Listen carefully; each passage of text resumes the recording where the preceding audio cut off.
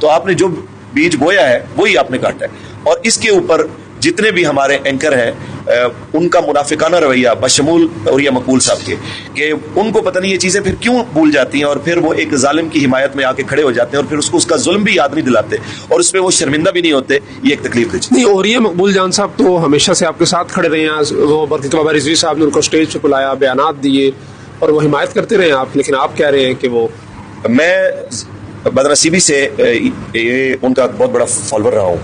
میں اس پہ شرمندہ ہوں. میری تحریک کے خاص طور پہ میرے شورا کے بہت سارے ساتھی تھے جو شروع سے حضرت کے اوریہ مقبول صاحب کے ہمارے اسٹیجوں پہ آنے کے مخالف تھے. انہوں نے کہا کہ یہ پنجابی میں کہتے ہیں کسی گڑے ڈکر نہیں ہے.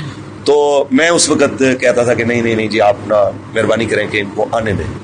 انہوں نے کیا کیا ہے کہ انہوں نے تشریف لائے ہمارے اسٹیجوں پہ, انہوں نے توجہ لی ہے اور پھر بعد میں جس وقت ان کی فین فالوئنگ بڑی ہے تو بعد میں پھر اس کو مناسب ریٹ پہ بیچا ہے. نہیں. اوریہ صاحب تو 20 سال پرانے صحافی ہیں, ان کی فین فالوئنگ تو ان کی ریٹنگز تو اور ان کا جو ایک انفلوئنس ہے معاشرے پہ وہ تو کافی سالوں سے ہے. ہمارا ایک سوال ہے یہ ان سے, لیکن یہ آپ کے سوال کا میں پہلے جواب دیتا ہوں کہ جو آپ نے کہا کہ وہ 20 سال پرانے صحافی, کچھ چیزیں ایسی ہوتی ہیں کہ جن کی بھوک کبھی نہیں مٹتی. علم کی بھوک, پیسے کی بھوک, اقتدار اور شہرت, یہ وہ چیزیں ہیں جس کو جتنا مرضی مل جائے تو اس کی طلب جو ہے وہ ختم نہیں ہوتی. تو فین فالوئنگ بھی ایک بھوک ہے جس کی آپ کہیں کہ کوئی حد نہیں ہے, اس کی حد ہوتی ہے. اگلی بات یہ ہے کہ میرا ان سے جو اختلاف ہے وہ اس بنیاد پہ ہے کہ خدا کے بندے یہ صابر شاکر جیسا بندہ کرے یا عمران ریاض جیسا بندہ کرے یا کوئی ایسے لفافے صحافی کریں کہ جو جن کا دین سے کوئی تعلق نہیں, جن کو پتہ ہی نہیں دین کیا ہے.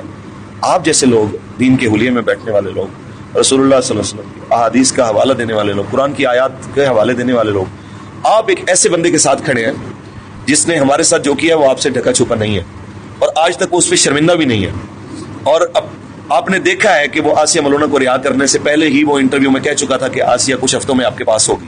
یہ میں جھوٹ نہیں بول رہا, یہ آپ نے انٹرویو سنا ہوگا. اس نے پوچھا کہ ہم امید رکھیں کہ کتنے عرصے میں, تو اس نے کہا جی یہ بس کچھ ہفتوں کی بات ہے, میں یہ آپ کو بتا نہیں سکتا. تو یہ کہنا کہ یہ اوریہ صاحب کا میں انٹرویو سننا نہیں. اوریہ صاحب تو کہتے ہیں کہ میں صرف اس لیے اس کے ساتھ ہوں کہ وہ امریکہ کے خلاف کھڑا ہے. میں اسی طرف آ رہا ہوں جی.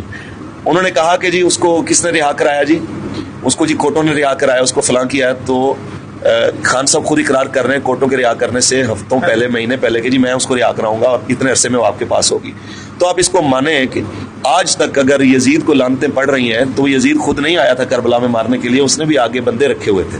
تو جس طرح آگے اس وقت ابن زیاد یا شمر جیسے لوگ تھے, تو آج بھی پاکستان کی جو عدلیہ ہے یا باقی چیزیں ہیں یہ خان صاحب کے اشاروں پہ, جو بھی اقتدار میں ہوتا ہے اس کے اشارے پہ ناچنے کے لیے پاکستان کا ہائی کورٹ, پاکستان کی سپریم کورٹ اور یہ تمام عدلیہ موجود ہوتی ہے. تو انہیں عدالت لگ سکتی ہے مجھ پہ بھی, آپ پہ بھی؟ نہیں, آپ پہ نہیں لگے گی کیونکہ یہ میرا نقطہ نظر ہے. آپ تو سوال کر رہے ہیں.